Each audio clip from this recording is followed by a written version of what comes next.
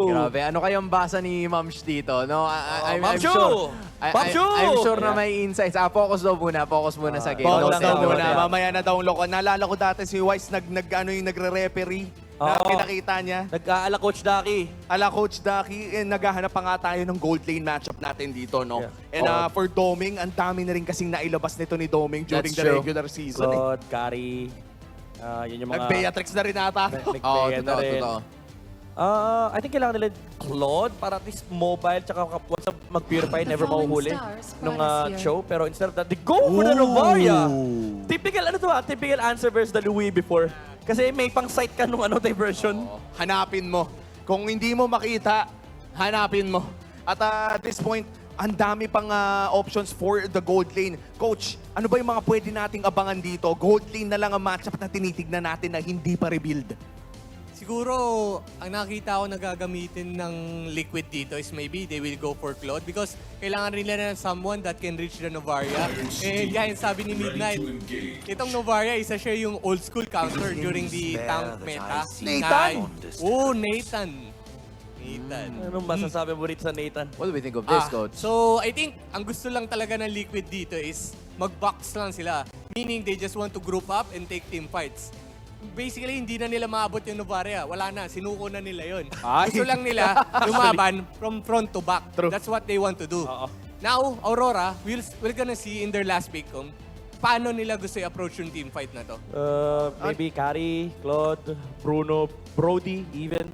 Oo, kasi There's a parang pag possibility. nag-load sila dito, sasabayan nila yung team fight eh. Honestly, akala ko nga Claude na yung kukunin ng Team Liquid dito. Kasi usually, di ba, pag may Novaria sa kalaban, gusto mo ng mga magda-dive doon sa likod. But And looks like Ay, Kari Kari na ang kanilang ilalakin. Okay.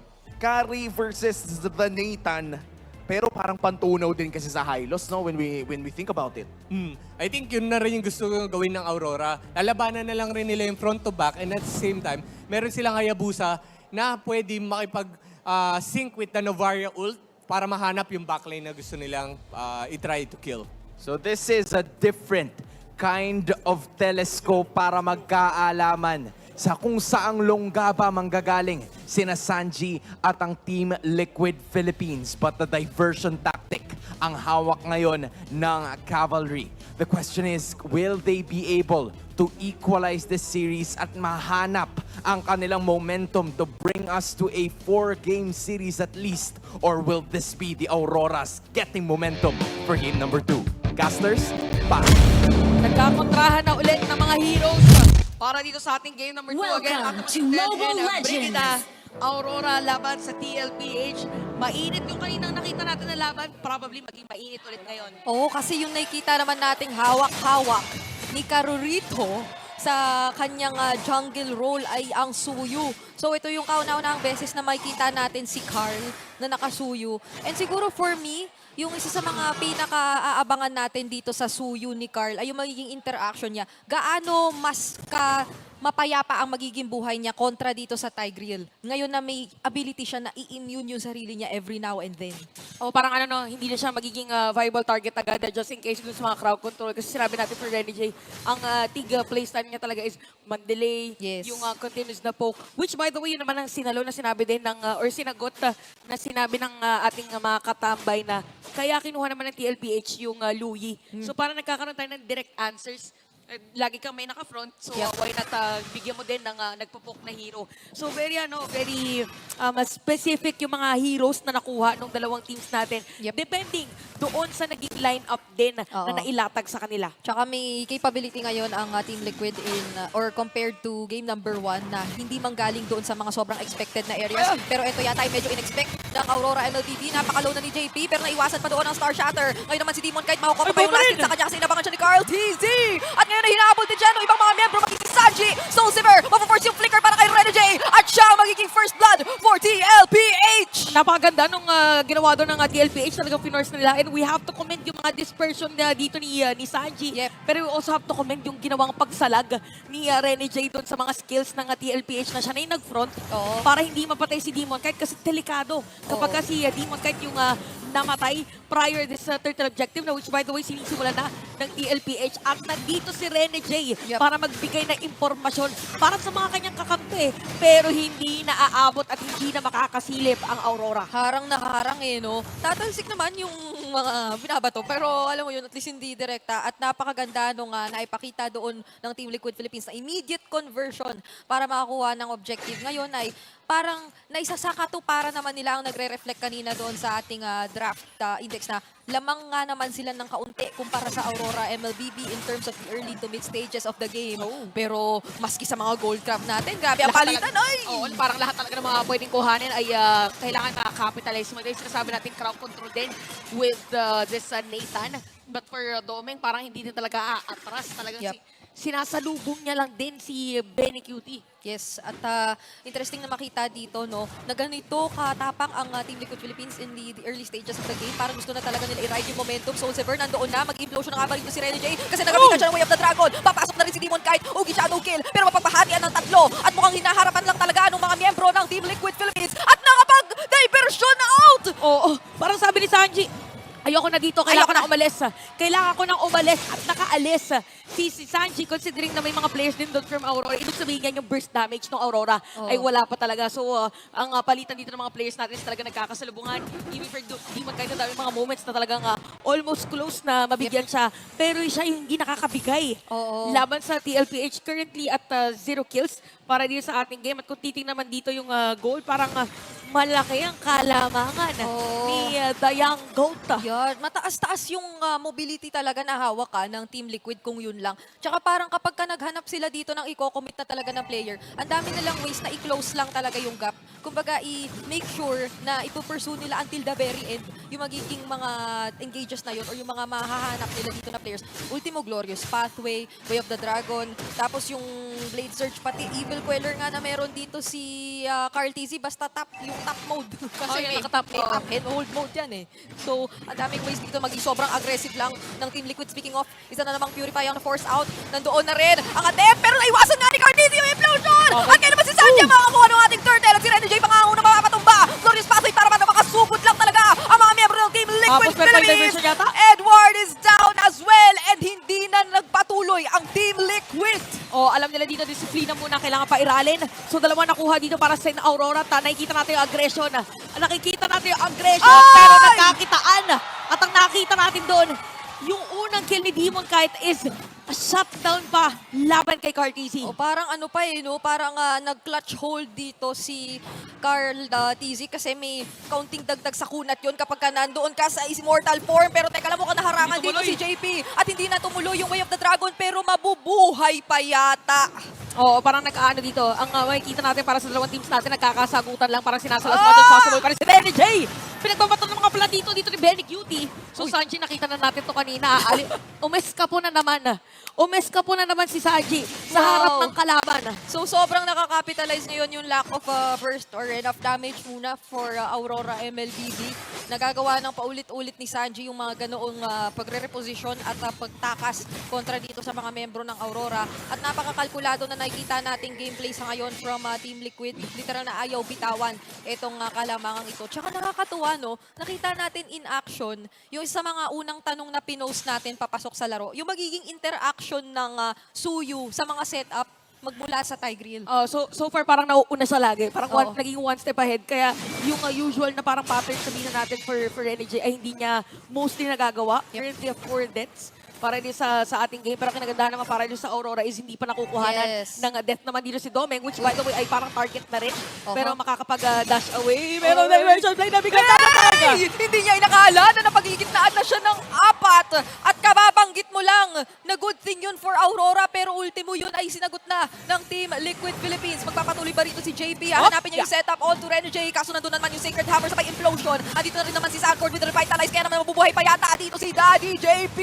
At hindi makakakuha ng kapalit ang Aurora. O parang nahihirapan sila dito sa mga pitik din na talaga ni Sanji. Even for Edward dito ay hindi na makapag-front. Dahil alam niya na magkakaroon ng dispersion para dito sa side ng TLPH.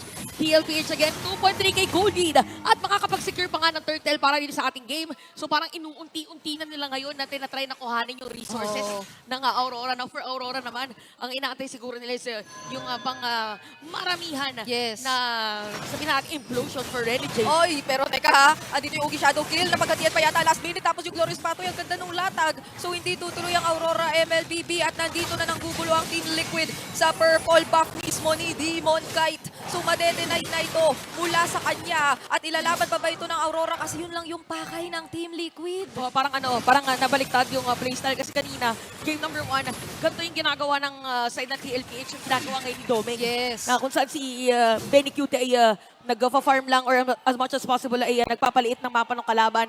So si Domeng dito yung makakawit, hindi mahahanap nila JP or probably iniiwas na lang din nila na magkaroon ng pwedeng sandwich play against them. And now Demon Kite, meron na siyang Malefic Roar for this game. So medyo yung laban natin, paano ba natin masabi na para siyang thriller na movie pero Oo. hindi mo alam kung kailan dadating yung jump scare. Oo, kasi ultimo yung mga Star Shatter dito ni Yue, napakasakit din eh. Nararamdaman naman, pero nararamdaman na rin ni Sanji dito yung Ugi Shadow Kill. Pero inabutan pa ng Revitalize. Sanduho is real.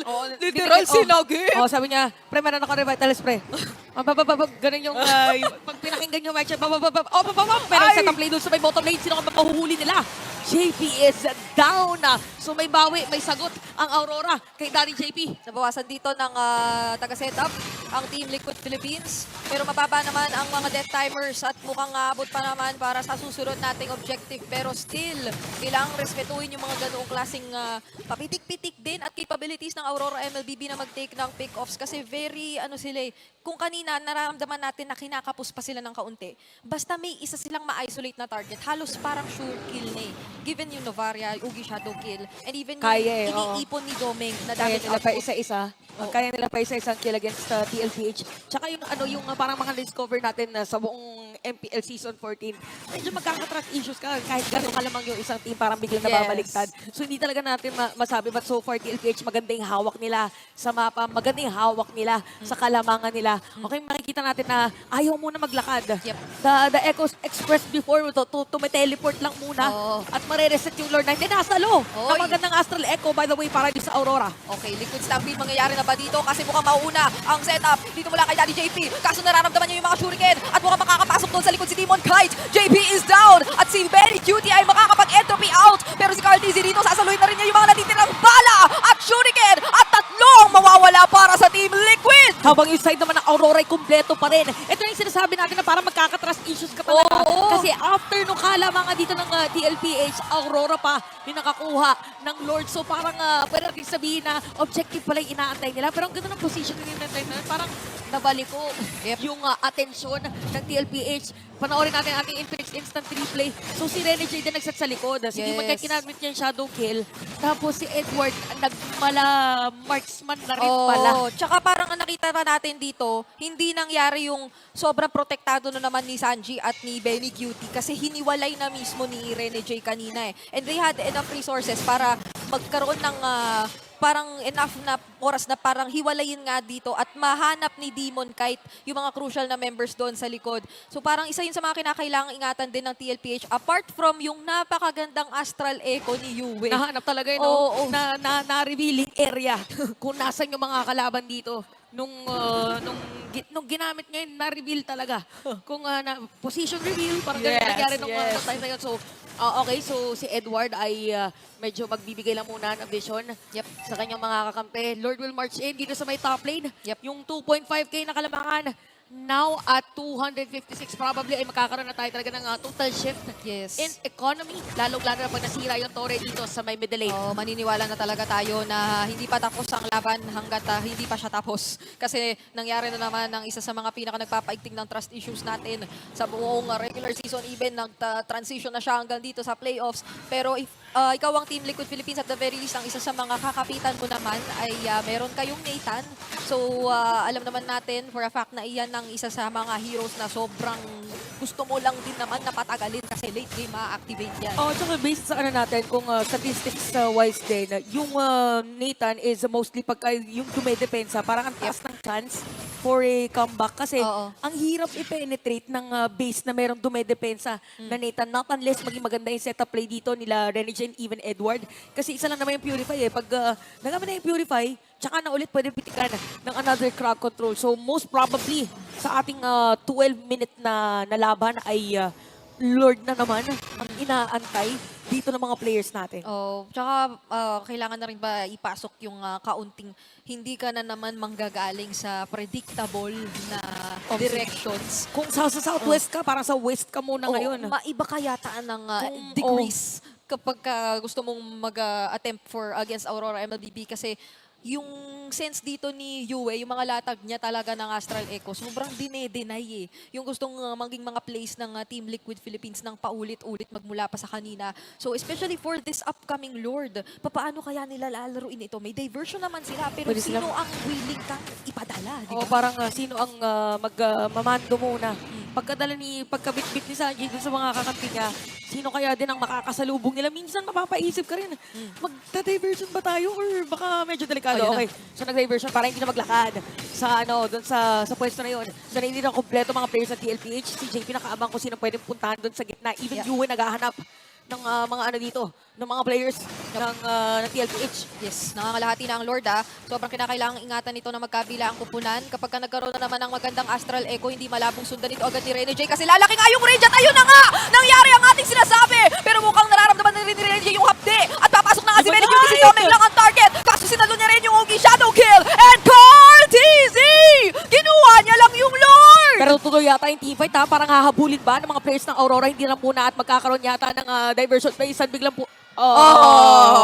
Akala ko another team. Eh, yun yung mga trust issues. Pagka Okay. nakakakita ka ng gano'n, nakala mo teamfight yung pala, huwag na tayo maglakad.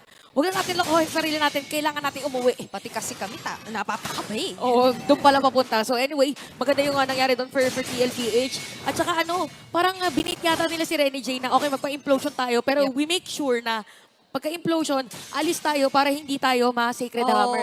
So nawalan ng extra movement Oo. after the ultimate. Kasi inaano na natin, nilalatag na natin kanina na kapag yung Astral Echo ulit ay nandoon, hindi malabong konektahan given nga nalalawak yung range. Eh nangyari naman siya exactly nung nabanggit natin yun pagkatapos. Pero ang ginagandahan nga ay naging prepared ang TLPH. So hindi siya necessarily isang bagay na parang napapabayaan lang nila. Kumbaga parang Ay, ayun na aranggap naman yung at alam 1v1. naman nila yun. Pero eto na yung 1v1! At hindi na yun maiiwasan! 2-0 na ba yung score natin dun sa natin? Kung kasama game number 1, mukhang ganun na nga. Oo, 2-0 tayo ngayon, pero talagang hinanap ni Demon. Kaya sabi niya, assassin din ako eh. Napangiti si Smiling Demon. Nung nakita niya si Cartesi, kung ako din ay suyo, dito din ako dadaan kung meron kaming Lord sa may bottom lane at talagang naabangan dito ni Demon Kite. So, Demon Kite is at 4-0-2. So, dahil din doon, yung nasira lang na torre dito ng TLPH is yung doon sa may bottom lane. Hindi sila nakadiretso doon sa may inhibitor turret. Grabe, nabanggit mo, ganito yung suyo, kung ako dadaan, parang Ganon din ganun. yung ganon din ako manunuyo. Oh, napapaisip tuloy ako kung makikita ba natin yung suyo mula kay Demon Kite anytime soon. Tsaka kung paano niya rin i-utilize, no? Kung ganito ka-agresibo ang laruan ng Aurora MLBB. Pero despite that, 6-7 na naman ang nakikita nating kill score. 15 minuto na tayo dito sa laban natin, pero doon mo alam na napakatansyado lang ng mga pinipiling team fights na itong dalawang teams natin eh. Oh, ito yung tansyado talaga na gano. Tinansya talaga ni Renny J na magiging target ako ni Sanji. Mag-build nga ako ng Athena Shield para mag-proc muna. May added siya na panag-proc ng Athena Shield, parang Yes. mas tatagal pa siya sa teamfight from the expected na duration na kaya niyang i-soak in Yeah. lahat ng damage. Goal difference ay halos mapantay na rin. Ang sabihin natin malawak ang difference ay yung sa may EXP lane dahil around 800 already sa ating game. Pero pagka tumatagal kasi, yung mga 16 minutes, 17 minutes, dyan na dumadating yung sinasabi nating game equilibrium. Oo, napapaisip ako ngayon kung papaano na naman ito haharapan at ilalaban ng Team Liquid Philippines kasi nasa point na tayo na kung kanina ay mabilisang punish ang nagagawa ng Team Liquid, parang magiging other way around na siya. Kumukunat na kasi ngayon eh. Oo. Kumukunat na yung mga dapat na maging makunat. Tapos naramdaman niya, tumaas yung balahibo ni Sanford. Sabi niya, hala na tumaas yung balahibo ko, meron tigril na nandito. Oy, hindi yata tutuloy. Okay, baka saluhin ng implosion. Pero nag-astral echo na ha.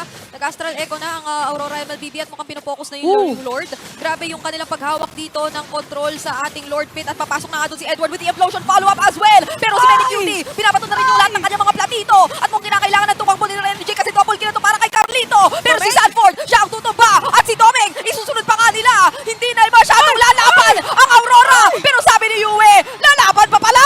Okay, tatlo na patay para this side ng Aurora pero kinagandahan para sa TLPH nakakuha pa nila yung Lord. Akala ko nung nakita, di ba? Ginamit yung diver. Teka, hihinga. Okay, hihinga. si ate. Inhale. Hihinga ang babae. Okay. So, kanina ginamit yung diversion. Yes. Akala ko, ipa-fast Lord ng Aurora kasi hindi umabot yung dalawa. Kasi Yes. diba laging bit-bit ni Sanji, si Benny Cutie. Oo, ito Ayan, na. Thank you.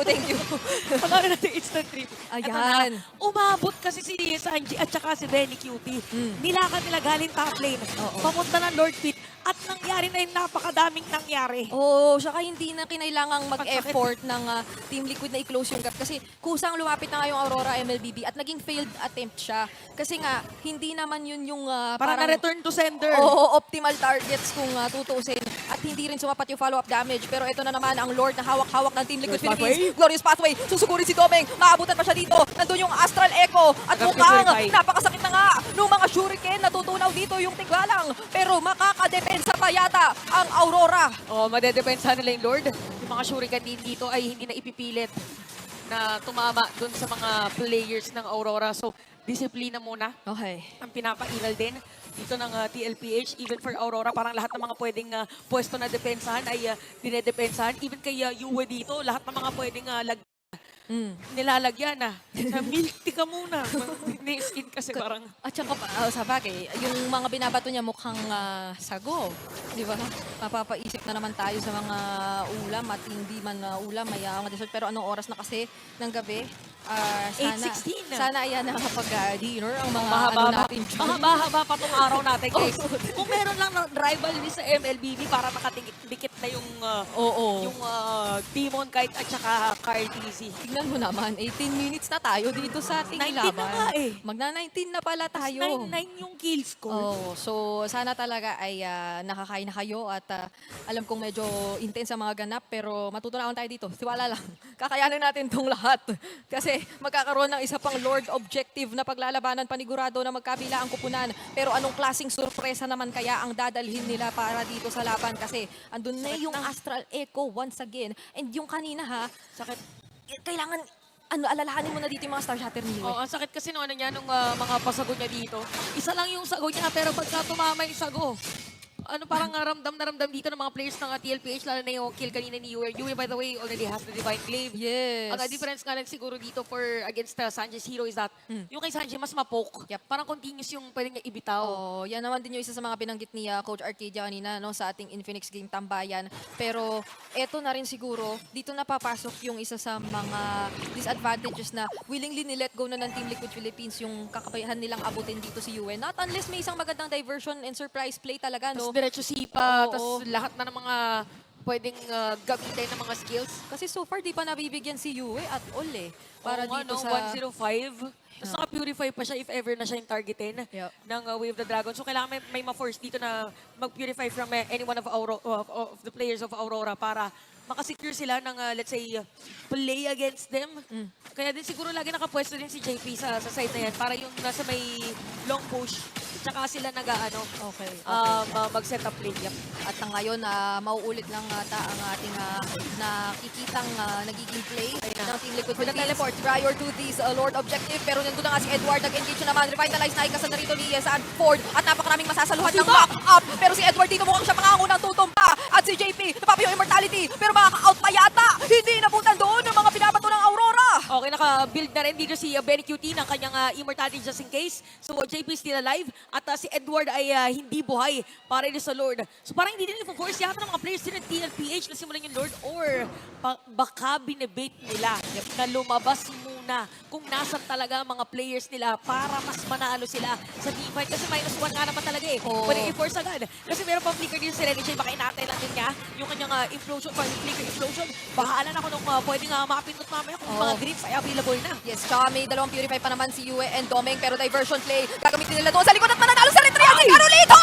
Kaso si JP sasaluhin ng Adojo Implosion. Domeng ang magiging kapalit doon, kaya mukhang masaya doon ng TLPH. At naharap-harapan, Sanji kontra sa kay Demon Kite with their truncheon play. At hindi na nga mahabol pa, pero makukuha ng TLPH ang Lord! At yung Lord na yan ay dadaan dito sa may bottom lane. Napilitan na rin na mag-build dito. Hindi, mag-build talaga si Demon Kite ng Rose Gold Meteor.